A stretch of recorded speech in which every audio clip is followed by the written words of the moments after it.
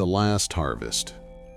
Look, I'm not the kind of guy who believes in ghost stories. Never have been.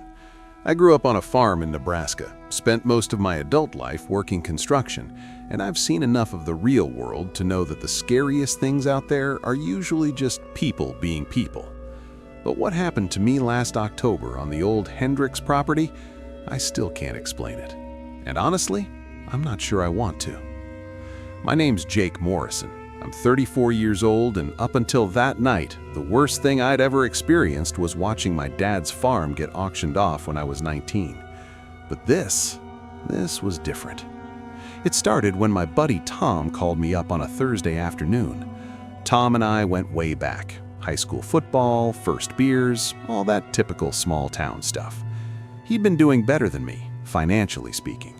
Bought himself a little hobby farm about 40 miles outside of town. Nothing serious, just 20 acres where he could keep some chickens and pretend he was living the simple life on weekends. "Hey man," he said, and I could hear the relief in his voice just from me picking up. "I need a huge favor." I was between jobs at the time, so I said sure.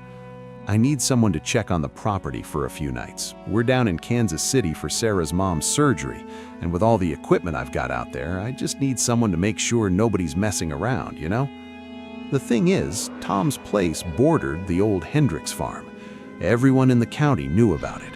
Old man Hendricks had owned about 200 acres of prime farmland, worked it his whole life.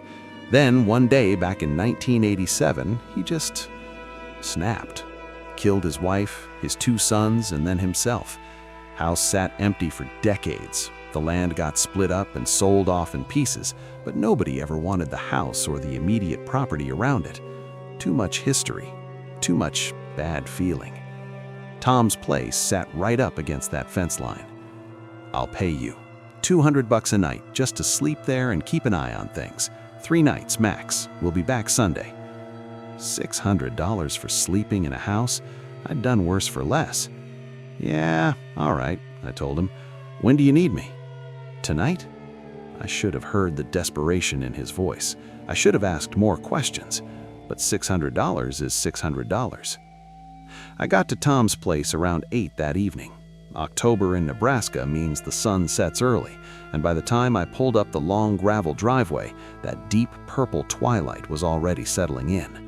You know that time of evening where everything looks just slightly wrong? Shadows are longer than they should be, and the light plays tricks on your eyes? Tom had left the key under a flower pot by the front door. Real original Tom. And I let myself in. The house was nice enough. Modern, open floor plan, all the stuff you'd expect from someone who watched too much HGTV. I dropped my bag in the guest room, grabbed a beer from the fridge, and tried to settle in. That's when I noticed how quiet it was. I mean, I'm talking dead quiet. No highway noise, no distant tractors, nothing. Just silence. And every now and then, the old heating system would kick on with this low groan that honestly sounded like someone breathing in another room. I turned on the TV, found some hockey game, and tried to relax. Around 9:30, I decided to do a walk around the property like Tom asked. I grabbed a flashlight from the kitchen drawer, one of those heavy mag lights that could double as a weapon if you needed it to, and headed outside. The temperature had dropped hard. I could see my breath. Above me, the stars were so bright and numerous it almost looked fake, like someone had thrown glitter across black velvet. I swept the flashlight across the chicken coop. The birds were quiet, huddled together. Normal. Then I walked toward the back of the property. Tom had about 3 acres cleared around the house, and then it transitioned into this overgrown area where the fence line started. Beyond that fence was the Hendricks property. I could just barely make out the shape of the old farmhouse about 200 yards away, sitting there like a rotten tooth in the darkness. That's when I heard it. A sound like metal scraping on metal, rhythmic, deliberate. Shh, shk, shk. I froze, pointing my flashlight toward the sound. The beam didn't reach far enough to illuminate anything useful, just caught the chain-link fence and the tall grass beyond it. Shk. Shk. It stopped. "Hello?" I called, immediately feeling stupid. What was I expecting? For someone to answer? Nothing, just that heavy silence pressing in again. I stood there for maybe 5 minutes, listening, but the sound didn't come back. Probably just an old gate swinging in the wind, I told myself, or a loose piece of siding on that abandoned house. Old farms are full of noises like that. I went back inside, locked the door behind me, and tried to forget about it. Around midnight, I was lying in bed scrolling through my phone when I heard footsteps on the gravel outside. Not just footsteps, heavy footsteps, the kind that come from someone big, someone who isn't trying to be quiet. Crunch, crunch, crunch. They came from the side of the house, moving slowly along the perimeter. My heart started hammering. I got up, moving as quietly as I could, and grabbed the mag light from the nightstand. The footsteps continued, circling around toward the back. I crept to the window and peeked through the blinds. Nothing. The security light Tom had mounted on the garage illuminated most of the backyard in harsh white light. I could see everything clearly. The chicken coop, the small shed, the fire pit with its ring of stones. Empty, all of it. But I could still hear the footsteps on gravel. Crunch, crunch, crunch. They were coming from where I was looking, from that pool of light where nothing stood. I backed away from the window, my mouth dry. The footsteps continued for another minute, then stopped. I waited, listening so hard my ears were ringing. Then, from somewhere outside, I heard a voice. It was distant, muffled, like someone talking through a wall. I couldn't make out words, just the rhythm of speech. A man's voice, low and steady. Then another voice answered it, higher pitched. They were having a conversation out there in the dark. I'm not ashamed to say I was scared. This wasn't some abstract ghost story anymore. This was real, happening right outside, and I was alone in the middle of nowhere with no neighbors for miles. I called Tom. It rang 4 times before he picked up, his voice thick with sleep. "Jake, what's wrong?" "There's someone on your property," I said, keeping my voice low. "I can hear them talking outside." "What? Are you sure?" "Yes, I'm sure. I heard footsteps, and now there's voices." There was a pause. Then, "Did you see anyone?" "No, but..." "Look, man, I'm sorry. I should have mentioned this. The Hendricks place, sometimes you hear things. Sarah and I heard it a few times. We figured it was just teenagers messing around in the old house, you know? Sound carries weird out there."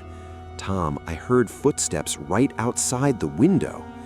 Another pause, longer this time. "We've had deer, big ones. They sound heavier than you'd think when they walk on gravel."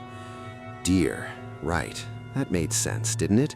Deer and teenagers being stupid in an abandoned house? "Yeah," I said, not quite believing it. "Yeah, probably deer." "You okay, man? I can come back if you're not comfortable." "No, I'm fine. Just spooked myself. Go back to sleep." "All right, call if you need anything." He hung up, and I was alone again with the silence. The voices had stopped. Whatever had been out there was gone now, or at least quiet. I went back to bed, but didn't sleep. I just lay there in the dark, listening, until the first gray light of dawn started bleeding through the curtains. The next day, I felt ridiculous. Bright sunshine has a way of making night terrors seem stupid. I made coffee, fed the chickens, and tried to convince myself that Tom was right. Deer and teenagers, that's all it was. But I couldn't shake the feeling that something was wrong. Around noon, I decided to walk the fence line in daylight.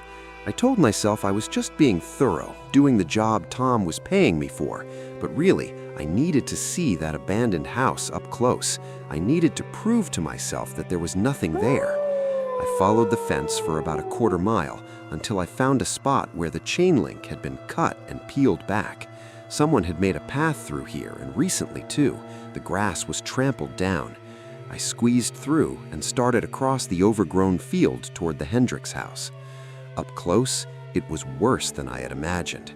The house was a 2-story farmhouse that probably was beautiful once, white with black shutters, a wraparound porch. Now the paint was peeling in long strips, the porch sagged dangerously, and several windows were broken. Someone had spray painted "No Trespassing" on the side, but the paint had faded to almost nothing. I climbed the porch steps carefully, testing each one. The front door was locked, but one of the windows had been completely knocked out. I shined my flashlight inside. The interior was gutted. Vandals had torn the place apart over the years. Graffiti covered the walls, empty beer cans littered the floor, and someone had built a fire right in the middle of what used to be the living room.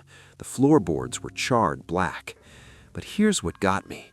On the wall, someone had painted a message in red spray paint. "He's still here." The letters were huge, dripping, done in a shaky hand, like whoever painted it was scared or in a hurry. I got out of there fast. That second night was worse.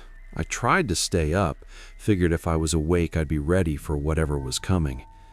I sat in the living room with all the lights on, the TV playing, my phone charged and ready. The mag light sat on the coffee table next to me. Around 10, the scratching started. It came from inside the walls, not like mice or rats. This was louder, more deliberate, like someone dragging their fingernails down the inside of the drywall. Scratch, scratch. It moved, started in the kitchen, then traveled along the wall toward the living room where I sat. I watched the wall, barely breathing as the sound moved behind it. Scratch, scratch. Then it stopped, right behind where I was sitting. I jumped up, grabbed the flashlight, and backed toward the center of the room. My heart was going so hard I thought I might pass out. That's when all the lights went out. The TV died, the lamps clicked off, even the little green LED on the smoke detector went dark. The only light came from my phone screen, a weak blue glow that barely pushed back the darkness. And in that darkness, I heard breathing. Not my breathing, someone else's, slow and raspy, like air moving through a damaged throat. It came from the hallway that led to the bedrooms. I pointed my phone toward the sound, and the flashlight app felt pathetically weak. The hallway was a tunnel of black, and the breathing was getting closer. "Who's there?" My voice cracked. "I've got a weapon. I'm calling the police." The breathing stopped. For maybe 10 seconds, there was nothing. Then I heard footsteps, not outside this time, inside the house, in that hallway, coming toward me. Thump, thump, thump. Heavy boots on hardwood. I ran. I'm not proud of it, but I ran. I grabbed my keys off the table and bolted for the front door, fumbling with the locks. My hands were shaking so bad I could barely grip the deadbolt. Behind me, the footsteps were getting faster. Thump, thump, thump, thump. I got the door open and practically fell onto the porch. I ran to my truck, started it, and tore down the driveway so fast I almost put it in the ditch. I didn't stop until I was back in town, parked under a streetlight outside a 24-hour gas station. I sat there, engine running, hands still shaking, trying to process what had just happened. My phone rang. Tom. "Jake? The security system sent me an alert. Are you okay? What's going on?" "I'm done, man. I'm not going back there." "What? What happened?" I told him. Everything. The footsteps, the voices, the scratching in the walls, the breathing in the hallway. When I finished, there was a long silence. "Jesus," Tom said finally. "Jake, we've heard things, but nothing like that. I swear I wouldn't have asked you if I'd known." "What else haven't you told me?" Another pause. Look, I didn't want to freak you out, okay? But Sarah's been having nightmares. Same one, over and over. She dreams about a man standing at the foot of our bed, just watching us. And a few times we found footprints. Footprints? In the house, muddy boot prints. We'd wake up and they'd be there in the hallway, coming from the back door. But the door would still be locked. My blood went cold. Why the hell didn't you tell me this? Because it sounds insane. I convinced myself we were sleepwalking, or it was some kind of prank, or I don't know. I didn't want to believe it. Tom, there's something in that house. I know that now. Look, just don't worry about it. Keep the money, I'll find someone else, or we'll just let the insurance deal with it if something happens. But I couldn't let it go, not like this. I'd run away, sure, but something about the whole situation was gnawing at me. That message on the wall of the Hendricks house, he's still here. Tom, I said, what exactly happened to the Hendricks family? I don't know all the details. It was before I was born. But you know someone who does? Yeah, old Mrs. Patterson at the Historical Society. She knows every piece of gossip in this county going back 100 years. I met Mrs. Patterson the next morning at the Historical Society, which was really just a converted house on Main Street filled with old photos and newspapers. She was 80 if she was a day, sharp as a tack, with these bright bird-like eyes that missed nothing. The Hendricks murders, she said when I asked, settling into a chair with a cup of coffee. Now, there's a story I haven't thought about in years. What's your interest? I told her about Tom's property, left out the ghost story parts. Ah, yes, the Hendricks land. Beautiful property. Tragic what happened there. She sipped her coffee. Robert Hendricks seemed like a normal man. Good farmer, kept to himself mostly. But farming is a hard life, especially back then. Year after year of drought, debts piling up, watching everything you built slip away. It breaks people. One night in October, I remember because it was right before Halloween, Robert killed his wife Martha while she slept. Then he went to his son's rooms. David was 16, Michael was 14. Shot them both. Then he went out to the barn and hanged himself. I felt sick. Did they ever figure out why? The sheriff found letters Robert had been writing to his brother, and in those letters, Robert talked about voices, said he could hear something calling to him from the fields at night, said it sounded like his father who died years before. The voices told him things, terrible things. What kind of things? Mrs. Patterson's expression darkened. That his family was trying to ruin him, that they were plotting against him, that the only way to save the farm was to cleanse it with blood. She shook her head. Of course, everyone assumed he'd just gone mad from the stress, but there were rumors. What kind of rumors? That land has a history, Mr. Morrison. Before the Hendricks family owned it, it belonged to a man named Josiah Weaver. And before him, it was owned by a family whose name I don't even remember. But the pattern's the same. Men go crazy. Men hear voices. Men kill their families. She leaned forward. That land is cursed. I don't care if that sounds like superstitious nonsense. I've lived here my whole life, and I've seen the pattern. Whatever's in that soil, whatever's in that house, it's hungry, and it's patient. I should have left town right then. Should have told Tom to sell the property and move far away. But I kept thinking about that breathing in the hallway, those footsteps coming toward me in the dark. I kept thinking about the message on the wall. He's still here. That third night, I went back. I know how that sounds. Believe me, I called myself every kind of stupid as I drove back out there. But I needed to know. I needed to understand what was happening in that house. I arrived just after sunset, that same purple twilight. This time, I came prepared. I had my phone fully charged, an extra flashlight, and I'll admit it, I'd stopped by Walmart and bought the biggest kitchen knife they sold. Probably wouldn't do me any good against a ghost, but it made me feel better. I also brought something else, a camera, one of those trail cameras hunters use. I set it up in the living room, pointed down the hallway, set to motion-activated night vision. Then I waited. The scratching in the walls started around 9. I ignored it. The footsteps outside started around 10. I watched through the window as invisible feet crunched across the gravel, circling the house. I didn't move. At 11, the lights went out again. This time, I was ready. I turned on my flashlight and waited in the darkness.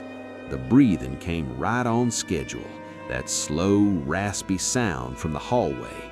But I didn't run. I pointed my flashlight down the hall and called out, "Robert Hendricks, I know who you are." The breathing stopped. "I know what happened to your family. I know about the voices." Silence. Then slowly, something began to take shape at the end of the hallway. At first, it was just a darkness that was somehow darker than the surrounding black, but it grew more solid, more defined. A man, tall, broad-shouldered, wearing what looked like old coveralls. His face was in shadow, but I could see his hands. They were wrong somehow, too long, the fingers stretched out like they'd been pulled. "You need to leave," I said, my voice shaking. "This isn't your house anymore." The figure didn't move, but I heard that voice again, the one from outside, low and steady, but this time I could make out the words. "They made me do it." "No one made you do anything. You were sick. You needed help." "The land," the voice said. "The land needed blood. It's always hungry, always waiting." The figure started moving toward me, not walking, gliding. Its feet didn't touch the ground. "Every 7 years, the land needs to feed. It took my family. It'll take his family too." It raised one of those two long arms, pointing behind me. I turned. Standing in the living room, in the pale glow from my dropped flashlight, was another figure, smaller, wearing what looked like old-fashioned clothes. A boy, maybe 14 or 15. His face was gray, his eyes black holes. "Help us," the boy whispered. "Please, he makes us stay. He won't let us leave." Behind him, 2 more figures appeared. A woman in a nightgown, her head tilted at an impossible angle. Another boy, younger, with dark stains down the front of his shirt. The Hendricks family, all of them, trapped here. "How?" I managed to ask. "How do I help you?" The first boy stepped closer. "Burn it. Burn the house. It's the only way. The land feeds through the house. Destroy the house, and we can rest." The tall figure, Robert Hendricks, let out a sound that might have been a laugh or a scream. "You can't. I won't allow it. The land needs..." "The land needs nothing." The woman's voice was sudden and sharp. "You did this, Robert. You listened to the voices and you damned us all. But it ends tonight." She turned to me. "Burn it, please. Burn it all." I ran. I ran out of that house, jumped in my truck, and drove straight to town. I didn't call Tom. I didn't call the police. I went to the fire station. "There's a fire," I told the dispatcher. "The old Hendricks property. The house is burning." "Sir, are you reporting a fire or..." "It's burning. Send trucks." Then I drove to the nearest gas station, bought 3 5-gallon containers, and filled them with gasoline. I'm not going to detail what I did next. Let's just say that by the time the fire trucks arrived, the Hendricks house was fully engulfed. The flames shot 50 feet into the air, and you could see the glow for miles. They questioned me, of course. I told them I'd seen someone setting the fire and had tried to call it in. There was much more they could do. The house was abandoned, a known spot for trespassing teens. These things happen. Tom called me the next day. "Jake, are you okay? I heard about the fire." "Yeah, I'm fine." "Sarah said she had the best sleep she's had in months last night. No nightmares. It's like, I don't know, it's like something lifted." "That's good, Tom. That's really good." "The fire marshal said it's going to take a few days to process everything, but they're pretty sure it was an electrical fire. Old wiring, just one of them things." "Yeah, just one of them things." We hung up, and I sat there in my apartment looking at my phone. The trail camera I'd left in Tom's house had uploaded its footage to my phone automatically. I hadn't looked at it yet. I almost deleted it without watching. Almost. But I had to know. The footage showed the empty hallway in night vision green. For the first few hours, nothing. Then at 11 p.m. exactly, movement. A shadow growing at the end of the hall. Then that figure gliding toward the camera. The face came into view. Robert Hendricks, or what was left of him. His face was wrong, distorted, mouth too wide, eyes too dark. But it was what came after that really got me. Behind Robert, 3 more figures appeared, the woman and the 2 boys. They moved past him, past the camera, heading toward the front door. The last figure, the youngest boy, turned and looked directly at the camera and smiled. Then they were gone, just like that.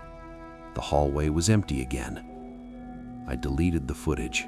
Some things don't need to be saved. It's been 3 months now. Tom and Sarah are doing great. They're even talking about having kids. The property where the Hendricks house stood is just a burnt foundation now, being slowly reclaimed by weeds and grass. I drive by sometimes, just to check, and every time it's quiet, peaceful, the way land should be. But here's the thing that keeps me up at night. Mrs. Patterson said the land needed to feed every 7 years. The last time was 1987, 37 years ago, which means it should have happened again in 1994 and 2001 and 2008 and 2015 and 2022. But it didn't, which means the land was saving up, building hunger, waiting. And now that the house is gone, where will that hunger go? I think about Tom's property sitting right there on the fence line. I think about those footprints in the hallway. I think about Sarah's nightmares. I tried to warn Tom, but how do you explain something like this? How do you tell someone their land is cursed without sounding insane? You can't, so I don't. But I check on them. Every few weeks I drive out there just to make sure, just to watch. Because whatever was in that house, whatever Robert Hendricks became, I don't think it's gone. I think it's just waiting. The land is always hungry, and it's patient. Last week, Tom called me, said he's been hearing things at night again, footsteps, scratchings in the walls. He laughed when he said it, like it was no big deal, like maybe they've got mice. I didn't laugh, because last night I drove past their property around midnight, and I saw something, just for a second, caught in my headlights as I passed the driveway. A figure standing at the fence line, tall, broad-shouldered, wearing coveralls. It raised one hand and waved. I didn't stop. I kept driving, and I'm still driving in a way, because now I know the truth that Mrs. Patterson tried to tell me, the truth that Robert Hendricks learned too late. Some land remembers. Some land holds on to death like a promise. And when you build on ground that's seen that much blood, that much suffering, you're not really building on land at all. You're building on a grave that never stops being hungry. Tom texted me this morning, said Sarah's pregnant. They're so excited. I haven't texted back yet. I don't know what to say.